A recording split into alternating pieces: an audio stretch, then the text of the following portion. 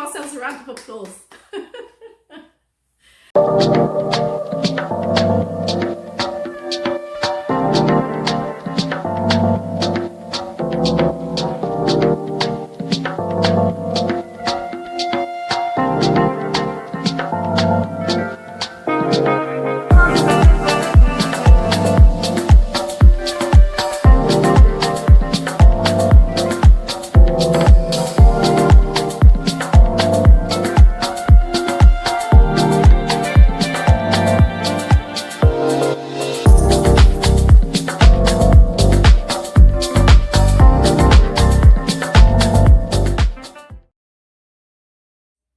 Hey guys, welcome back to my channel. Firstly, I want to say Happy New Year to those of you who didn't see my community tab or the 1-minute video that I did.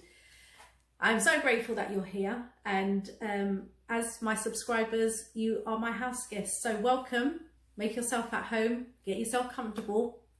And to those of you who are visiting for the first time, thank you so much for stopping by. If you would like to become a house guest, all you need to do is hit the subscribe button and activate all your notifications. I'm Chez, this is Chez M0i, welcome to my place. The opinions that are expressed in these videos are purely my own. They are no one else's. They are not my family members. These all belong to me.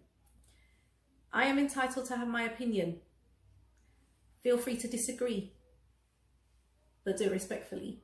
You are not going to move me from my opinion. Just like you're entitled to yours, I'm entitled to mine. If you want to hurl abuse, please don't do it in my comment section. Set your own YouTube channel up or your own podcast up and do it from that platform, because it's not necessary to be horrible. To the majority of you who have left positive comments, you've taken time to do that and I appreciate it so much. When I did these videos regarding Meghan, the first one I just did it because I felt so strongly about what was said in this article by Mr. Clarkson. And then the video that I did after that was, which I said I wasn't going to do. I don't even know how that came about, but I was never going to be one to do social commentary on this channel. But somehow I've ended up talking about it and it's resonated with you so much. With all the controversy surrounding Meghan and Harry, I knew it was a lot. But as far as I was concerned, I was just a very small voice, just talking into a camera. No one's going to hear what I say, but I just wanted to document it for myself. I did not know that you guys felt the same. I didn't. I had no clue. It's actually very humbling, and I actually got scared, if I'm being honest, because I was like, what does this mean now? Like, what? I don't understand. I was just speaking into my camera, like what's happened all of a sudden in the last 2 weeks? All I can say is thank you so much for your support. I honestly didn't know you guys felt the same. These are just my thoughts, how I think, because I tend to not be reactionary when I see stuff about Harry and Meghan, because the conversation surrounding them is very polarizing. And I tend not to get involved in that because I know what people who are anti them, what they're typically going to think. And I don't like negativity in my space. So that's why I kind of avoid that. I could have spoken about Meghan and Harry over the last 5 years, but I haven't, because it's too negative. That territory is too toxic.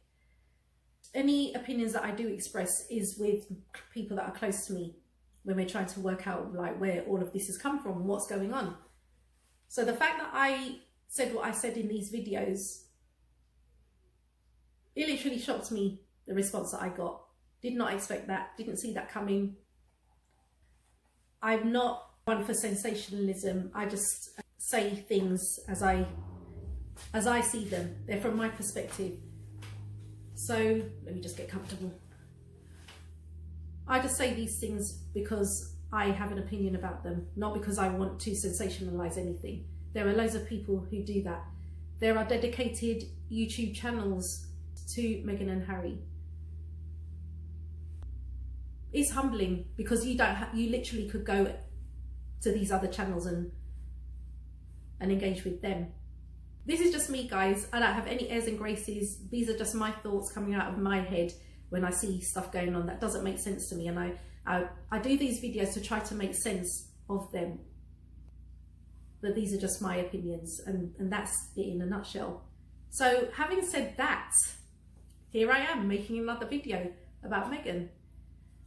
And I think partly this time it's because quite a few of you have asked me, you know, you said you've enjoyed these videos and when am I going to do another one? Never. I don't even...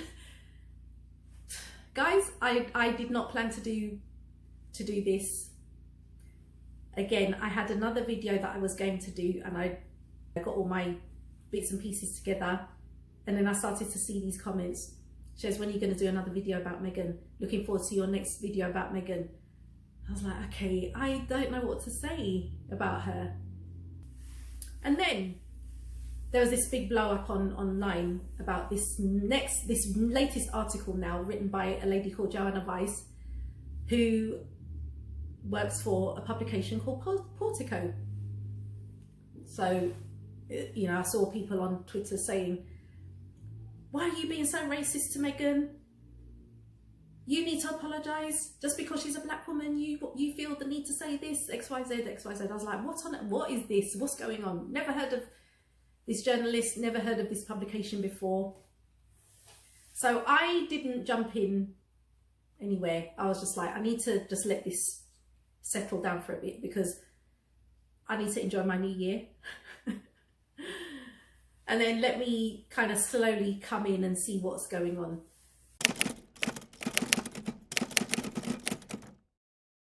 So the first thing I saw was this image, this collage, I guess. And what struck me first was that you had the supersized Donald Trump, and then you had Meghan in the centre. And to me, that was like, okay, you've done that because you know automatically people's eyes are going to be drawn to whoever's in the centre of that photo. That's understandable. The next thing I noticed was that Harry wasn't there. The reason I say that is because all of this controversy surrounding the documentary, this is primarily what Joanna Weiss was talking about when it came to Harry and Meghan. The documentary was called Harry and Meghan. The documentary was not called Meghan. Where is Harry? Why is Harry not standing next to Meghan in this photo? That's the next thing that struck me. I was like, what is this now? Okay, so I thought, I'm not gonna jump to any conclusions. I need to read this whole article because unlike, let's say British media, because it always comes back to them. And I did hear, I do believe it was Chris Ship that said that they are not required, when it comes to reviewing material, they are not required to sit through and watch these things like Harry and Meghan's documentary. They're not required to sit from beginning to end. So 6 hours of footage, they're not required to do that. They literally fast forward to the bits that they think are salient points, and then they comment on those, which I think is unfair, because when you start to take things out of context, you then misconstrue and misunderstand. You report that back to the British public and they take it for what you said, because you're supposed to be a trusted source of information. So I think that is dangerous. If you're going to review something, actually take the time. Yeah, 6 hours, but you guys are so interested in it already as journalists, have the decency to actually watch it from beginning to end. For the integrity of your profession, you could actually do that. You're getting paid to review this information. Why not just do it properly? Why just take sound bites and sensationalize it and say, oh, Meghan and Harry have attacked the royal family? So I believe it's disingenuous to do that, just skim through and not actually understand whether it's an author, whether it's a filmmaker, whoever it is who's created that piece, it's not fair to them not to actually look at the whole thing from beginning to end. And because I feel like that, I thought I need to give time to this article and read it from beginning to end. And that's what I did. The way that everyone was going on Twitter, I thought it was just, this woman was just bashing Meghan through the whole article. There was a section given to the documentary. She said she was sympathetic initially, but, you know, like most other journalists, they just want them to be quiet now because they're in a position of privilege. You know, they're, you know, talking about how they've been aggrieved, all of these things. So I was like, okay, but you've said that Meghan's a narcissist. I think it's unfair of you to say that she's a narcissist. So I know what a narcissist is. I've had to deal with narcissists. I'm sure you guys have as well. But I thought, let me just be very, very clear. Let me be extremely clear on what a narcissist is. So I decided I was just going to look up dictionary definitions. So I went to the Cambridge Dictionary first of all. And it says, having too much interest in and admiration for yourself. And it goes on to say, narcissistic people have a hard time seeing another person's point of view. So that's Cambridge Dictionary. I went on to Merriam-Webster, which I believe is a US dictionary. And their definition is extremely self-centered with an exaggerated sense of self-importance, marked by or characteristic of excessive admiration or infatuation with oneself. So let's go through these individuals in this photo and see whether they meet these definitions. So I'm going to start off with Donald Trump because he's the supersized image on there.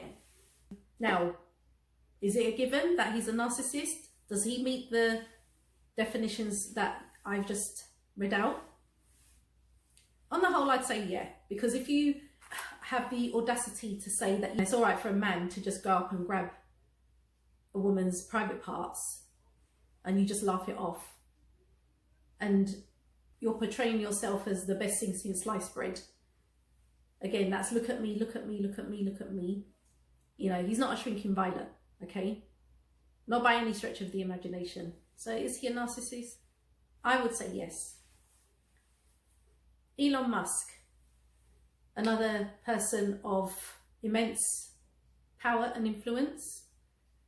It kind of almost feels to me like he has some kind of God complex where he will, because he has the resources to do it, he will just go in and turn things upside down like he's done with Twitter, with no regard for the work culture, because he wants to change things.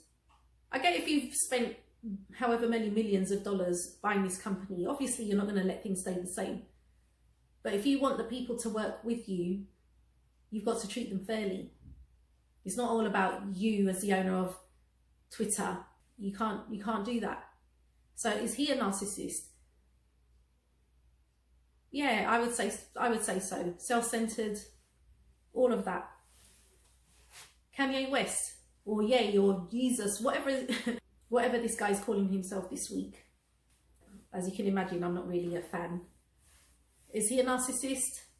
Yes, because, you know, and I don't know whether he has a medical disorder. I don't know the erratic behaviour. I don't know where that comes from. I don't know whether it's from trauma. I don't know what that is. Whether he's got a chip on his shoulder. But narcissistic tendencies, I would say yes, because from my perspective, what he does is designed to cause controversy. You support Trump, you say slavery. What did he say? Slavery was a choice. You make these anti-Semitic remarks, and then you wonder why companies don't want to work with you, because as far as you're concerned, Mr. Ye, you want to be able to say these remarks, but you still want brands to be associated with you. It's like, yeah, that's narcissism, because you still think that everything revolves around you, and it doesn't. Let's talk about this young guy. Is his name Carl? He took loads of investors' money, and whatever he did, basically they're not getting their money back, and he's now serving time, I believe, in a Bahamian prison. Is he narcissistic? I can't say that about him because I don't know enough about him. I only watched one interview with him, and the way that he came across, I thought to myself, something psychologically is not right with him. So for me to say he's a narcissist, I don't know enough about him to say that. I can't say that. I don't have enough knowledge of him. He only just came on my radar recently. And I want to talk about these two women. So Elizabeth Holmes, for those of you who don't know, she is the founder of a company called Theranos, who was valued by Forbes, I think, as the 19th most profitable company, from what I recall. And then when it was discovered that it was all fraudulent, Forbes revalued it at 0. So here's an explanation of this person. This article is taken from thepostmillennial.com, written on the 19th of November 2022. Elizabeth Holmes, the founder and former CEO of the now defunct medical technology company Theranos, reportedly said, "They don't put pretty people like me in jail," to a Walgreens representative in 2010, according to a sentencing memo filed by prosecutors last week. On Friday, the disgraced former biotechnology mogul was sentenced to serve more than 11 years in prison for fraud. According to the Wall Street Journal, the exchange was between Holmes and a consultant hired by Walgreens, Kevin Hunter, as the pharmacy planned to partner with Theranos. Hunter confronted Holmes over her claims about the company's capabilities and admonished her that her company was going to offer lab tests that people would use to make medical decisions, and warned her of the risk that she could be responsible for killing someone. And she replied, "They don't put pretty people like me in jail." Now, as you can see, she had said, even though it was very clear that she was putting millions of people's lives in jeopardy with this fake concept with her product and her company, she said, "They don't put pretty people like me in jail." Okay. Now, if that's not narcissism, I don't know what is. And then she even went as far as to try and get the judge to be lenient in his sentence. She's going to serve 11 years. I don't know whether she started that sentence already, but she tried to say that there were mitigating circumstances with regard to childhood trauma or sexual trauma, some kind of trauma that she'd been through. I mean, I don't want to be insensitive, but how does that translate into you setting up a company with a fake product or service, promising people this new solution to their problem, taking investors' money, and the concept doesn't even, the concept hasn't been realized, it doesn't even exist. That's, I would say she's narcissistic. When it comes to Meghan, Duchess of Sussex, going by these two dictionary definitions, I cannot in all consciousness say that, from what I don't know any of these guys, but from what I understand of her, if you've had activist tendencies from the age of 11, because you want things to be better for everyone, how does that, how is that admiration for yourself and you're just concerned about yourself? How that's contradictory. That doesn't even make sense. So on that basis, I can't say that she's a narcissist. Fast forward to 2016, before we knew about Meghan and Harry.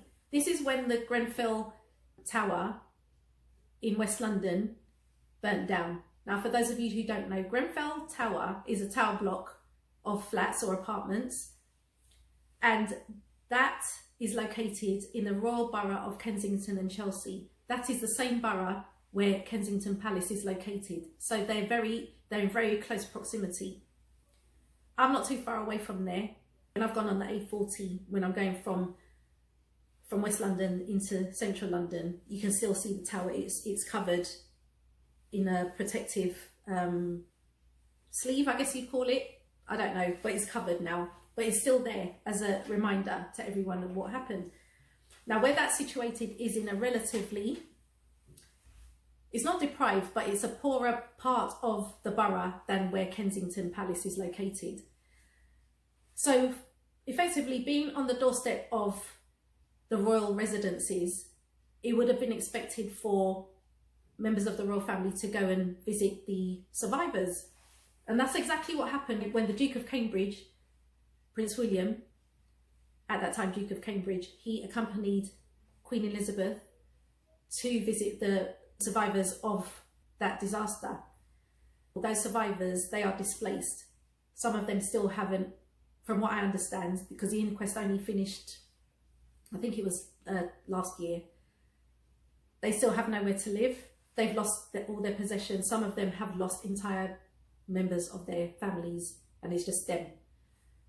So what the royal family will do is go and show their support by going to visit with them and maybe speak to a few of them briefly, and then they'll go on their way.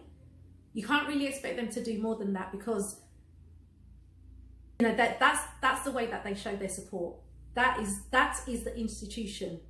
Like, it's reminiscent of when the Queen Mother, obviously I wasn't around at that time, but I understand in World War II when London was bombed, the Queen Mother said that she wanted to go and see the people who were affected, who were actually bombed out, and you know, walk around and be with them, to empathise with them. There's not much that she can do, but that she just wanted to be seen, because she didn't want them to think that her and her husband had abandoned them.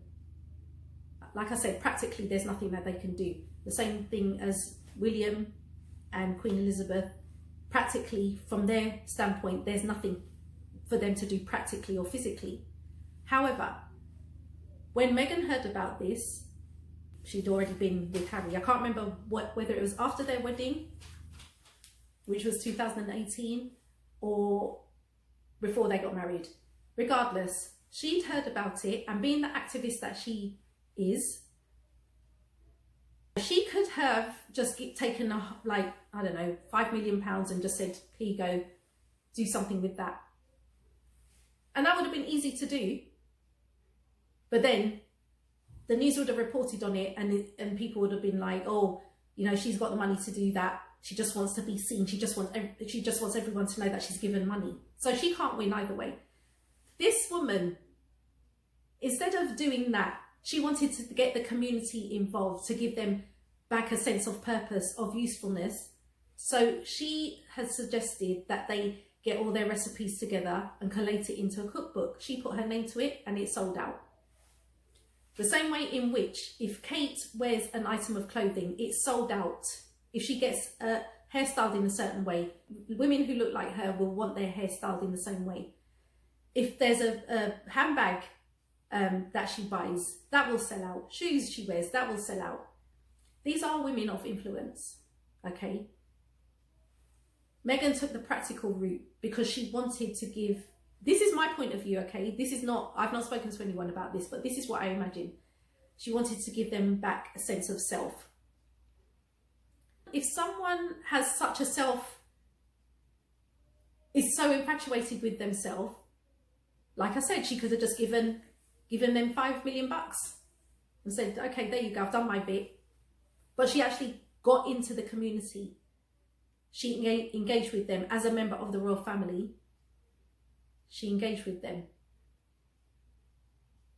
And what that says to me is that she will always be true to herself, true to her calling. In all the examples that I've given, I would go so far as to say even the most ardent Meghan hater has to concede that this definition, these two definitions that I've given you, they don't apply to Meghan. How can they? In Joanna's article, when she talks about Meghan, she talks about them, they come across as though they're the only ones who are socially conscious, they're the only ones who've been aggrieved, you know, by doing this documentary. And the question that I had in my mind was, okay, so how How do you reconcile that with Princess Diana then? Because when she did that infamous Panorama interview, I think it was just before she got divorced. Yeah, because that was a catalyst to their divorce from what I can recall. She sat in that interview and said effectively that Charles would not make a good king. And everyone kind of brushed that off and just dismissed it and said, oh, she's mentally ill. Can you imagine if Meghan had said that about her father-in-law today? If she'd said that in that documentary, can you imagine what would happen? They would literally be out for her blood. Another thing that I observed after reading this article, people keep talking about how Meghan and Harry want peace, how Meghan and Harry want peace. Why, if they want so much peace, why are they craving publicity? This excerpt is taken from the Evening Standard. In fact, much like Harry and Meghan, who said they desired a more peaceful life, Diana shared similar statements at a 1993 benefit lunch for the Headway National Injuries Association. Over the next few months, I will be seeking a more suitable way of combining a meaningful public role with, hopefully, a more private life, she said.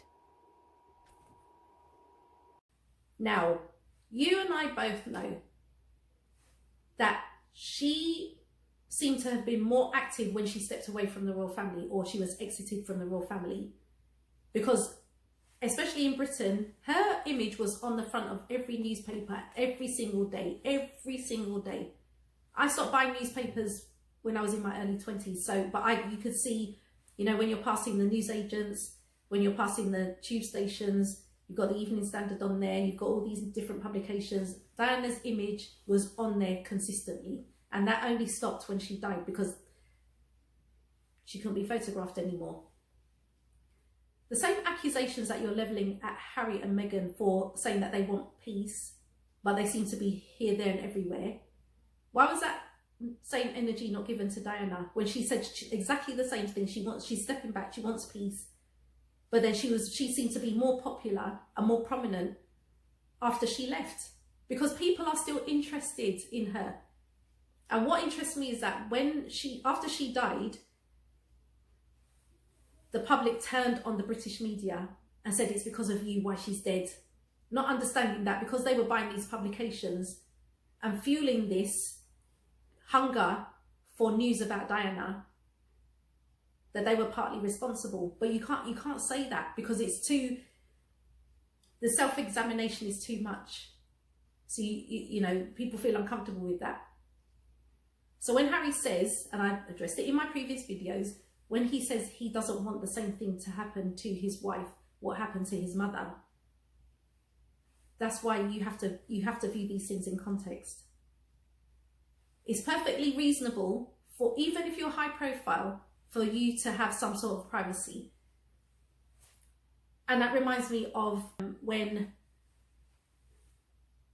Archie was born, and for weeks they didn't announce anything. They didn't pander to society, because society were like, where's this baby? We want to see this baby. Why do you want to see the baby?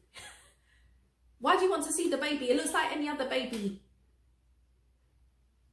It didn't come out with 2 heads and 3 arms. Like, what's the issue?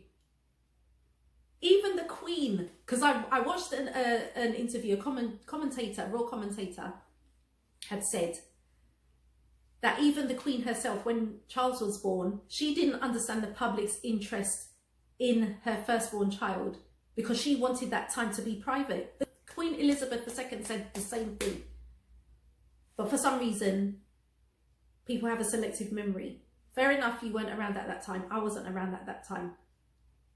But I'm thinking, is this the first time this has happened? No, it's not the first time it's happened. You see Charles, William and Harry on the ski slopes when these guys were really close. And they don't want to be in front of the cameras. They don't want to be in front of the cameras. They don't want their picture taken all the time. They want their privacy. It's not just Harry and Meghan. All of these members of the royal family want their privacy. What is so wrong with that? And I remember there was one piece of footage where I think it's Nicholas Witchell, who was he working for the BBC at the time? He was a reporter. He's got the red hair.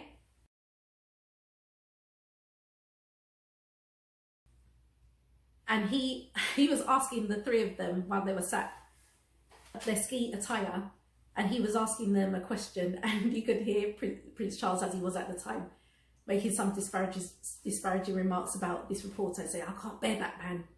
And you could hear it on the microphone. These guys want their privacy. Why is it so different? Why are Harry and Meghan being vilified for that? But it's all right for the other members of the royal family to say that. These are human beings. They're not gods. They're not better than you. They're just more high profile than you. That's the only difference. And they have more money in their bank accounts. That's all. Like I said in my previous video, they've got to go to the toilet like me. They bleed like me. They have bad days like us. Everything that, you know, we go through, they go through. But obviously in the public domain. They're not gods. They still are entitled to privacy. It doesn't make sense. It's unreasonable for you to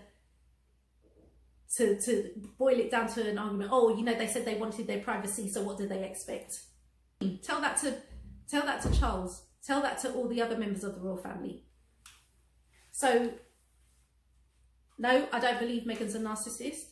But if you want to, if Joanna Weiss is talking about narcissism from the point of view of attention seeking because Meghan was an actress, please tell that to, well, you can't tell her, but let me use the example of Diana again. It's well documented that she loved to dance. She went so far as to dance with Wayne Sleep on stage. She didn't tell her husband. She was still married to Charles at the time. She didn't tell her husband, and he was absolutely furious because we as royals do not do that kind of thing. But then go back a few decades and Charles was on stage making a fool of himself. There's footage of it. I've seen it, but for some reason I can't find it on YouTube now. I don't know whether they've taken it down, but here are some black and white still images from those videos.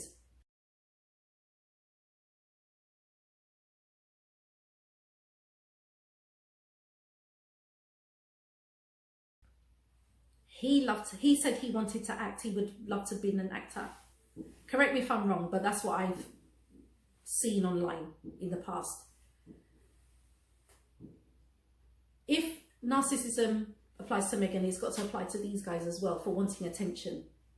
Prince Edward, the same. He had his own TV production company. He wanted to make money from, even though he was specifically told not to, he was following William around when William was at university in St Andrews in Scotland. He got in trouble for that. And I recall the time when he organised the It's a Knockout event. And for those of you who don't know, It's a Knockout was a kind of like a game show that was played from between teams from Europe, like an obstacle course kind of thing. You get dressed up and you go around an obstacle course. I was very small when that was on. So that's what I remember. And then Prince Andrew tried to recreate that, and he was so proud of that project because it was, you know, the spotlight was on him. He organised it, and he wanted everyone to know that. So when they had when that event was over, and all the journalists were in the tent waiting to receive him, like a debrief, and he says, "Oh, what did you all think of that then?" And they were not impressed. And he went mad. And he was like, he literally went mad. You need to go online and see that. But the point I'm making is, if Meghan is a narcissist from the point of view of her being an actress, apply that to the individuals I've just mentioned. And to further reinforce my point, I wanted to include Autumn Phillips, who is now the ex-wife of Peter Phillips, the eldest child of Princess Anne. This article is taken from The Week on the 11th of February 2020, and it talks about this couple being divorced after 12 years. So I just want to read a few excerpts from this article. The Queen's grandson Peter Phillips and his wife Autumn have confirmed they are divorcing after 12 years of marriage. Why are they divorcing? The decision to divorce and share custody came about after many months of discussions and, although sad, is an amicable one, the couple's statement reads. It adds, Peter and Autumn have requested privacy and compassion for their children, while the family continues to adapt to these changes. According to the Daily Mail, the separation will be particularly painful for the Queen, who has a close relationship with Autumn. The Sun claims that a friend of the couple said Peter, the 42-year-old son of Princess Anne, is devastated by the split, adding, Autumn is a wonderful wife and mother and a very intelligent woman, but she has been telling her friends for some time that there were issues. According to the paper, there is also some talk that Autumn plans to move back to her native Canada with their 2 children. A move, the friend says, may be influenced by Harry and Meghan's departure. Then it goes on to say, Autumn was formerly a management consultant, model, and actress. Because they wanted to be seen as well then. Does that make them narcissists? I don't think so. So you can't apply that argument to one person without applying that to the others. And that's the point I'm trying to make. So really, what I've said that to say, all of that to say, I don't think Meghan's a narcissist, but I am just one voice. I'm just one voice. I suspect, and I know I'm gonna be in trouble for this. Joanna Weiss, I don't really think that she thinks Meghan's a narcissist based on the definitions that I've given you. People were saying that she was racist to include Meghan in this group of people. I can't say that because Kanye was the only black person there. Meghan is a woman of colour. She's biracial. The rest of them were white. The rest of them are white. So from that point of view, I can't hand on heart say that she was racist. However, when I looked at the background of Joanna Weiss, she's American. I think she's based in Boston. And that's all I know about this person. Race keeps coming up in this because it is relevant, because the British media made a big deal of it. So it's a thread that runs through when you talk about Meghan, is the thread, because they made it the thread. They sewed it in, okay? What I want to say is that having just briefly researched Joanna Weiss, she's not a British journalist, she's American. And from what I understand, and this stems back to segregation, but I've heard about the one-drop rule. The one-drop rule is a legal principle of racial classification that was prominent in the 20th century United States. It asserted that any person with even one ancestor of black ancestry is considered black.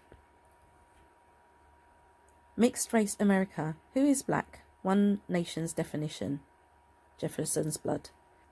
Eventually in the United States, the terms mulatto, coloured, negro, black and African American all came to mean people with any known black African ancestry. The one-drop rule has meant that anyone with a visually discernible trace of African, or what used to be called negro, ancestry is simply black. So let's just carry that further a bit then, and say that Joanna Weiss has applied this one-drop rule. What she really wants to say is something that can't be said, at least not outside of the confines of her home. She can't make that public. And I know I'm going to get into trouble for this, but this is what's in my head right now. This is what she really wants to say. And I'm gonna put up on the screen. I'm going to put up on the screen what this particular guy has to say. This article was written by Joshua Lawrence Lazard from the uppity negro network.com. What is an uppity negro? A fearless black person who, by social definition, is not in their place. It goes on to say, an uppity negro was one who didn't mind using their status to take a stand. To make the contemporary connection, in the vein of Du Bois' talented tenth concept, and borrowing from it a bit, an uppity negro uses their privilege and status to make a change. So based on what I've just shown you, that, I would say, is a more accurate description of what people perceive Meghan to be. If you remember when she was in that conference with Harry, Kate and William, when I think it was it Heads Together? I think so, I can't remember, but I'll put it up on here anyway. What's interesting is I hear a lot of people saying, when speaking about girls' empowerment, finding and knowing their worth, or women's empowerment as well, you'll often hear people say, well, you're helping women find their voices. And I fundamentally disagree with that, because women don't need to find a voice. They have a voice, they need to feel empowered to use it, and people need to be encouraged to listen. And I think right now in the climate that we're seeing with so many campaigns, I mean, with Me Too and Time's Up, there is no better time than to really continue to shine a light on women feeling empowered and people really helping to support them, men included in that. I mean, it makes such a tremendous difference.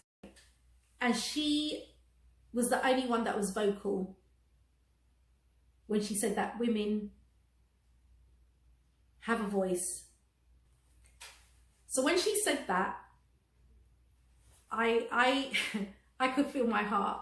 I was like, Meghan, British people are not ready for this. They're not ready for this, because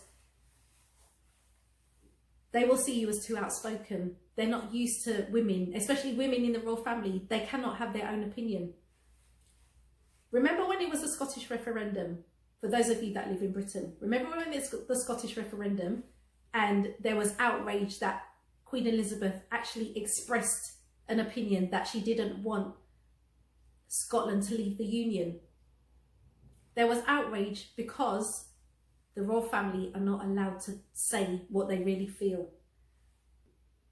As was evident from the Queen's funeral events, that whole week started off in Scotland. She loved that place. Her mum was born in Scotland. Of course she's going to feel an affinity to it. She wouldn't be human if she didn't express what she felt. She didn't want them to leave the Union, but someone felt it necessary to go and report that, because society knows that the Queen is not allowed to speak. She's not allowed to voice her opinion. And evidently that applies to all, especially the female members of the royal family. Meghan is very sure of herself, and that's not in an arrogant way. It's this thing of, who does she think she is? That's what people have a problem with. And that's why I said it's not narcissism. You can't say that Meghan's narcissist, but if you isolate her, if you take her out of that collage of pictures and put her by herself, and that's why you couldn't see Harry next to her in that collage, because this does not apply to him. If you take Meghan out of that collage and put her to one side, and you read out the definition of uppity negro, Meghan is a person that does not know her place. Meghan is a person that has ideas above her station. Meghan is the one that needs to be shut down. And this is why they were complaining about her sending emails at 5 o'clock in the morning to members of staff, and they classified it as bullying. That's not bullying. As someone who's lived in America and been around Americans, they want to get things done. That's why their country has advanced so quickly in such a short space of time. They're only a young country. Britain is, the royal family has been on the throne for 1,000 years, thereabouts. But we still have this idea of everything's got to take a certain amount of time. Even in business culture, you have one meeting, and then you have a meeting to review the last meeting, and then you schedule another meeting to review the previous 2 meetings before anything gets done. This is why our young people in sports don't progress. They've got to go to other countries to progress, because it's like the wheels ground to a halt when it comes to investing in our society. Americans get things done. That's the culture that Meghan comes from. No time to waste. Let's do something. That's why she was so proactive when it came to the residents of Grenfell. She can't just sit on her hands and like, yeah, I'm in a position of privilege. Yeah, leave me alone. With that position of privilege, she's identified that she can be effective. And you're going to kill her for that. You're going to vilify her for that. You're going to slate her for that. Guys, like I said, I am just one little voice in a tiny corner of London. Yeah, my voice does not carry weight. There are pro-Meghan channels on YouTube, loads and loads of them that are dedicated to Meghan. I am not, they don't know me, I don't know them. They live their life, I live my life. Okay? I don't have to be talking about Meghan every single day. But when things like this happen, I'm like, I have to question it. I will always ask questions. I will always ask questions. And I've tried to be fair with regard to Joanna Weiss, because like I said, I just didn't want to read that bit about Meghan and like jump on the bandwagon. I wanted to understand where she was coming from. And my conclusion is very clear to me, at least, that Meghan is not a narcissist. I never believed she was a narcissist anyway, because if you've got a group of friends that are for you consistently, like she does, if she were a narcissist, do you think she'd have one friend left? Long-term friends that she's known for years and years. They've stuck by her. They will support her. I don't see many people around Kanye West. I don't see many people around Donald Trump. I don't see many people around Elon Musk. Elizabeth Holmes is in prison. Meghan's not in prison. Meghan has people around her. So I wish, and I know why she can't say it. She can't write a column about Meghan and say she's an uppity negro. She can't say that. Because she will be pitchforks at dawn. That's what that will be. And if she's going to say that about Meghan, she might as well say it about Oprah Winfrey. She might as well say it about Tyler Perry. She might as well say it about Barack Obama. She might as well say it about Michelle Obama. Or the high profile African Americans. She might as well say that. They're uppity Negroes who don't know their place. Because that's really what she wants to say, but she can't say it. But I've said it in her place. That's not what I believe. Right, so the word uppity is not used anymore in today's vernacular. What they've replaced that word with is aggressive, and that's where you get the angry black woman trope. For someone like me who will always call out things when I see that they're wrong, I'll be labelled as aggressive. And I'll give you an example. When I was living in Barcelona, I was the only black woman in this office. Everyone else was a white male, and I got on with all of them. But there was this one guy, he was from Essex, and he would say these racial things, and I wouldn't say anything, because it's like, I'm there to do a job. I know what it took for me to get here. So I don't need to, I'm going to rise above it. But it got so bad. What he said was so offensive. A Beyonce song was playing, and I can't remember what the song was playing, because we were allowed to play music in the office. And he said something like, "Oh, here's another, here we go, another angry black woman." I was like, so I'm like on my computer and I'm thinking, did he just say what I think he said? So he's like merrily carrying on, having a conversation, and I thought, nah, I need to confront him, because I need to, if he didn't say it, I will apologise. But I need to understand if I heard correctly. I said, do you want to repeat what you've just said, so that I'm just clear on so I didn't mishear, because I think I may have misheard you. And he went bright red, and he said it quietly. He was just saying, oh, Beyonce, she always comes out with these songs, she's always angry. Isn't that why they say angry black woman? I was like, okay. I said, first of all, yeah, I didn't get this position because I'm black. I didn't get this position because I'm a woman. I went through the same intensive training as you did in Malta, and I passed my exam. My exam result was in the 80 percentile. I have as much right to be here as you do. You will never intimidate me. I said, you know as well as I do that if you were back in Britain, you could never say anything like that in my presence.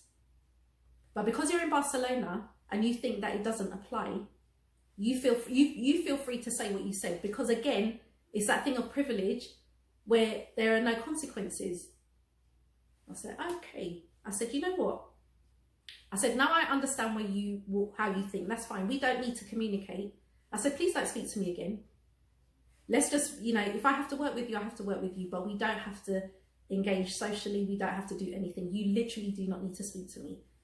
At which point he was very apologetic, and the next few days he wanted to buy me lunch and wanted to make sure I was okay. And I was like, I said, I've been here for X amount of months. You've never offered to buy me lunch. Please do not start now, because I know it's not coming from a genuine place. I would prefer you not to. For him, it was very awkward. For me, it was not awkward. And that's why I say, me standing up for myself, I'm an uppity negro as far as people like that are concerned. I'm not in my place. I'm not allowed to have a voice. And that's why Meghan said what she said. Women have a voice. They should be able to use it and be encouraged to use it, and people should be able to listen. Words to that effect. I've played you the clip already. So yeah, I know I'm going to get into trouble for this. I do not think Meghan Markle is a narcissist. Neither do I think she's an uppity negro. This is what I believe people who want to say it, but they can't say it because it's too outrageous to say. But I'll say it for them. This is what they think. Whether they do think that, someone will have to come. They will have to come and tell me that they don't think that. But she's not a narcissist. She's not. I don't. That's what I've concluded. So for all us uppity Negroes, let's give ourselves a round of applause. I'm being silly, but yeah, that's my breakdown of this whole new episode of columnists and journalists that want to say stuff. I just think the treatment is unfair. I don't know these guys, they don't know me. They couldn't care less about me. They live their life. We just see what happens because it's on display all the time, because the media wants it to be on display all the time. The only time I will have anything against Meghan and Harry is if they actually carry out the atrocities of Rose West and her husband, as Jeremy Clarkson had made that comparison in his article. That's when I'll be anti them. When they start to commit murder and bury the bodies in their property, that's when I'll be against them. So guys, if this made sense to you, like the video, comment below. What do you think? Am I being outrageous? Am I being ridiculous? Have I stretched too far? Have I lost my head? But again, as I said in previous videos, I don't think the same as a lot of people, because in order for me to make sense of things, I've got to try to understand where the other person is coming from. And as I said, I don't believe, I could be wrong, I don't believe that Joanna Weiss really, really, truly believes that Meghan is a narcissist. And if she does, where's Harry in the picture? Literally and figuratively, where is Harry in this picture? Because it's got to apply to both of them, because she didn't do this documentary on her own. They both did it. That's all I've got to say on this subject today. So I'm going to wrap up this video. I want to thank you once again for all your support, my house guests, and for visitors that are stopping by for the first time. Thank you for sitting all the way through this video. I don't know how long it's been. If you'd like to become a house guest, don't forget to click the subscribe button, activate all your notifications, and let's get together again soon. Until then, enjoy the rest of your day, and you should catch me in the next video.